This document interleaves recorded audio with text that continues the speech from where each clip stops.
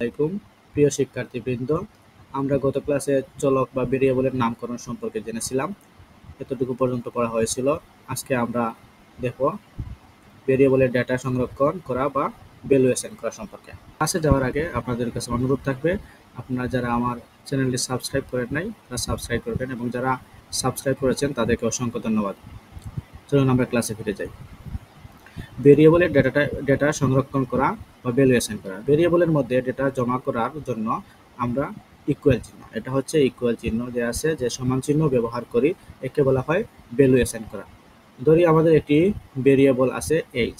এখন এইজের মান যদি 25 রাখতে চাই, তাহলে প্রোগ্রামে আমরা লিখব যে এইজ ইকুয়াল টু 25। এই মানটি যদি প্রিন্ট করতে চাই তাহলে লিখব প্রিন্ট এইজ। মানে আমরা প্রথমে ভেরিয়েবল এর একটা নাম দিব, এই যে নাম দিলাম এইজ, এবং এইজের পরে ভেরিয়েবলের মান দিয়ে দিচ্ছি 25। এবং এই ভেরিয়েবলটাকে প্রিন্ট করার জন্য আমরা আগে দেখেছিলাম যে প্রিন্ট লিখে আমরা আমাদের কাঙ্ক্ষিত ডাটাকে প্রিন্ট করতে পারি। যে প্রিন্ট দেওয়ার পরে এইজ, আমাদের ভেরিয়েবলের নামটা দিয়ে দিচ্ছি এইজ। এবার আমরা যদি পাশের প্রোগ্রামটি লিখে রান করি, তাহলে যে এইজ ইকুয়াল টু 25 এবং প্রিন্ট এইজ, এভাবে যদি আমরা দিই তাহলে আমরা চিত্রের মতো আউটপুট দেখতে পাবো। যে এখানে আউটপুট আছে 25, এখানে এভাবে 25 আউটপুট আসবে। চলো আমরা প্র্যাকটিক্যালি ক্লাসটা দেখে নেই। প্রথমে আমরা ভেরিয়েবল ডিক্লেয়ার করব।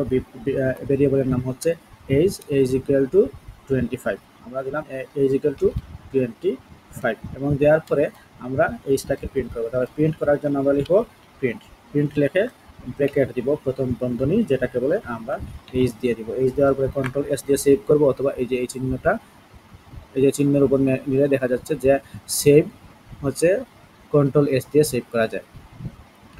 কন্ট্রোল এস দিয়ে অথবা এখানে ক্লিক করে সেভ দিলাম। সেভ দেওয়ার পরে আমি রান বাটনে এখানে ক্লিক করব।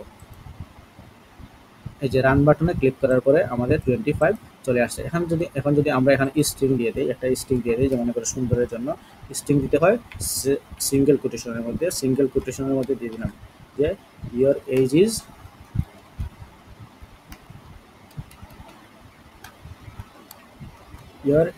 ইজ দিয়ে দিলাম সিঙ্গেল কোটেশন পর্যন্ত, এবং একে একটি কমা দিয়ে দিতে হবে। কন্ট্রোল এস দিলাম, দেওয়ার পরে সেভ দিলাম। সেভ দেওয়ার পরে দেখো কি আসছে, যে ইয়োর এজ ইজ, মানে এতটুকু পর্যন্ত ইয়োর এজ ইজ পর্যন্ত এটা হচ্ছে মানে স্ট্রিং আকারে দেওয়া আছে, যেভাবে আছে একইভাবে এখানের মধ্যে এই যে আমাদের আউটপুটে প্রিন্ট করছে। এবং এই যে এইজটা আছে, এই এইজটা হচ্ছে এই এইজ, এই 25 এইজ। এখন যদি আমি এটাকে চেঞ্জ করে দেই, যেমন এইজ 30 দিয়ে দিলাম, এবং সেভ করার পরে আমি রান দিতেছি। ইয়ার এইজ ইজ 30 চলে আসছে।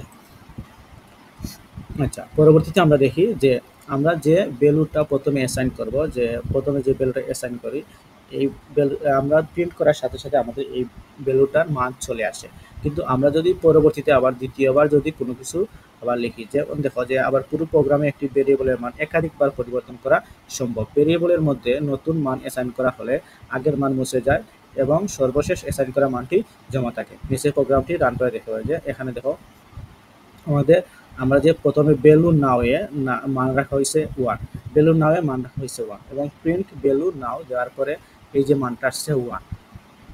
কিন্তু দ্বিতীয়বার যখন ভ্যালু নাও এর মান আমরা 2 দিয়ে দিছি, 2 দেওয়ার পরে কিন্তু এখানে ভ্যালু নাও একই জিনিস আমরা যখন আবার প্রিন্ট করতেছি ভ্যালু নাওকে, কিন্তু এই ভ্যালু নাও এর মানটা 1 আসতেছে না, 2 আসতেছে, কারণ সর্বশেষ মানটা আমাদেরকে প্রিন্ট করে দেখায়। চলো আমরা প্র্যাকটিক্যালি দেখি। যে আমি এখানের মধ্যে দিলাম যে ভ্যালু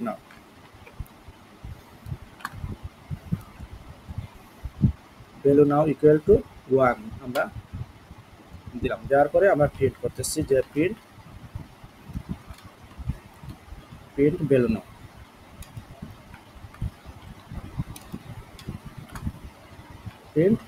নাও।